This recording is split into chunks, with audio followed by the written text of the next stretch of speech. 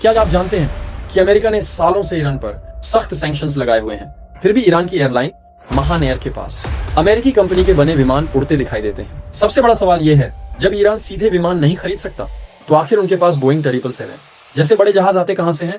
कहानी शुरू होती है ऑस्ट्रेलिया के एक सुनसान रेगिस्तान से।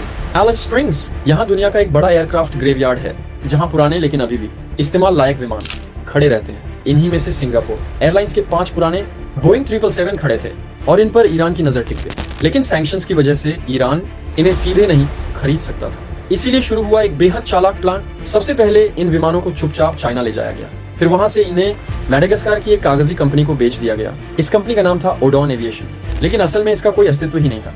ये सिर्फ कागजों पर बनाई गई थी ताकि अमेरिका की नजरों से बचा जा सके। इसके बाद इन विमानों को कैम्बोडिया ले जाया गया, जहां एविएशन के नियम ज्यादा सख्त नहीं है। कुछ समय तक ये जहाज दुनिया की नजरों से गायब रहे। फिर जुलाई 2025 में इन विमानों ने एक फ्लाइट प्लान फाइल किया।